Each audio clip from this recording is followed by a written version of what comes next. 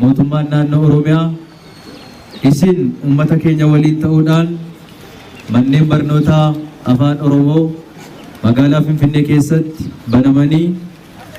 asittis akkuma argaa jirtan iddoo kaanittis guyyaa har'aa eebbisiisaa akkuma jirru kana xumuramanii tajaajilaaf qophaa'anii jiru jechuudha. Keessumaa immoo isiniin warra naannoo kanaa wanti adda isin godhu maqaan mana barumsaa maqaa mana barumsaa afaan Oromoo kun maqaa gooticha Oromoo Jeneraal Waaqoo Guutuutiin kan moggaafame waan ta'eef